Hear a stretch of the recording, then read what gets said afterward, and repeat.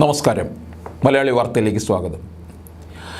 BJP മൂന്നാം തവണയും രാജ്യത്ത് അധികാരത്തിൽ വരുമെന്നുള്ള കണക്കുകൂട്ടലും സർവേയും ഒക്കെ നിൽക്കുന്നുണ്ട്. അങ്ങനെ വളരെ പ്രബലമായിട്ടുള്ള ഒരു മുന്നേറ്റത്തോടുകൂടി പോകുമ്പോൾ രാജ്യത്തിൻ്റെ പല ഭാഗത്തും കോൺഗ്രസ് മുന്നണി ശിഥിലമായി കൊണ്ടിരിക്കുകയാണ്.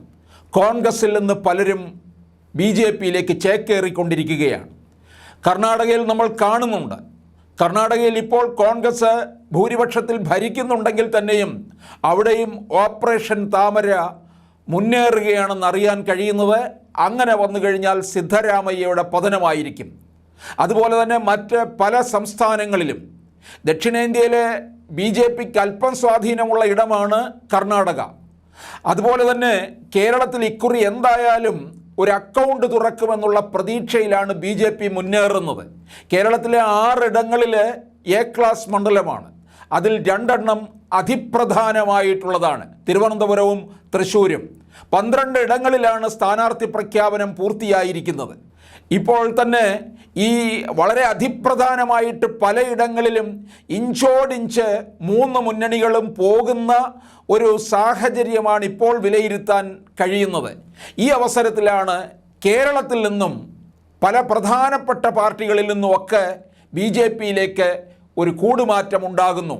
ഇപ്പോൾ ഏറ്റവും വളരെ പ്രധാനമായിട്ട് കിട്ടിയിരിക്കുന്ന ഒരു വാർത്ത, കരുണാകരൻ്റെ പുത്രി പത്മജ വേണുഗോപാൽ BJPയിലേക്ക് ചേക്കേറാൻ പോകുന്നു. പത്മജ 2004 മുകുന്ദപുരത്ത് UDF സ്ഥാനാർത്ഥിയായിരുന്നു.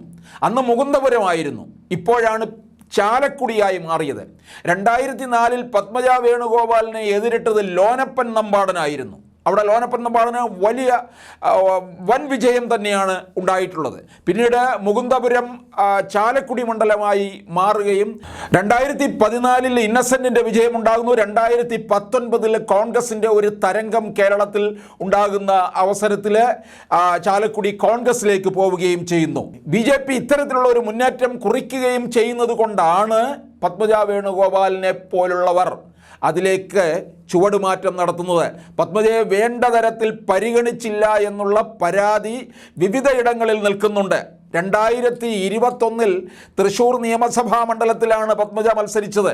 2021 പത്മജയെ തോൽപ്പിക്കാനായിട്ടുള്ള എല്ലാ ശ്രമങ്ങളും അവിടെ നടത്തി എന്നുള്ളതാണ് കോൺഗ്രസ് പാർട്ടി തന്നെ. അപ്പോൾ പലർക്കും പലതരത്തിലുള്ള ഒതുക്കലാണ് അതിനകത്ത് നടന്നിട്ടുള്ളത്. വേണ്ട തരത്തിൽ പരിഗണന ലഭിക്കാതെ പോയി എന്നുള്ള ഒരഭിപ്രായം പത്മജ തന്നെ പലവട്ടം പ്രകടിപ്പിച്ചിട്ടുള്ളതാണ്. കോൺഗ്രസിനകത്ത് നമ്മൾ കേട്ടിട്ടുള്ളതാണ്, പലരും BJPയിലേക്ക് പോകാൻ പോകുന്നു എന്നൊക്കെയുള്ള, രാജ്മോഹൻ ഉണ്ണിത്താൻ്റെ പേര് വരെ പറഞ്ഞിട്ടുള്ളതാണ്. എന്തായാലും പത്മജ വേണുഗോപാലിൻ്റെ ഈ ചുവടുമാറ്റം ഒരുപക്ഷെ ഇത് കേരളത്തിലെ കോൺഗ്രസ് സ്ഥാനാർത്ഥികൾക്ക് ഉണ്ടാകാൻ പോകുന്ന ഒരു അടിയാണ്.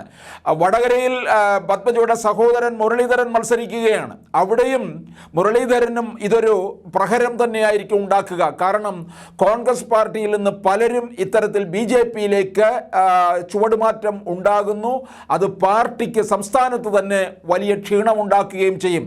മറ്റ് 2 മുന്നണികളും സ്ഥാനാർത്ഥി പ്രഖ്യാപനം നടത്തിയിട്ടും UDF, അതിലെ കോൺഗ്രസ്, മറ്റ് ഘടകകക്ഷികളൊക്കെ തന്നെ സ്ഥാനാർത്ഥി പ്രഖ്യാപനം നടത്തി പ്രവർത്തനവും തുടങ്ങി. കോൺഗ്രസ് സ്ഥാനാർത്ഥി പ്രഖ്യാപനം നടത്തിയിട്ടില്ല. സിറ്റിംഗ് MPമാർ എന്ന് പറയുന്നു. സിറ്റിംഗ് MPമാരാണെന്നുണ്ടെങ്കിൽ ഈ സ്ഥാനാർത്ഥികളെ ഔദ്യോഗികമായി പ്രഖ്യാപിക്കുന്നതിന് എന്താണ് താമസം? വയനാട്ടിലാണോ രാഹുൽ ഗാന്ധി മത്സരിക്കുന്നത്? ആലപ്പുഴയിലാണോ? ആലപ്പുഴയിൽ ആരായിരിക്കും? KC വേണുഗോപാലാണോ? ഇതൊന്നും ഇതുവരെ തീർച്ചപ്പെടുത്താനായിട്ട് പാർട്ടിക്ക് സാധിച്ചിട്ടില്ല എന്നുള്ളതാണ്.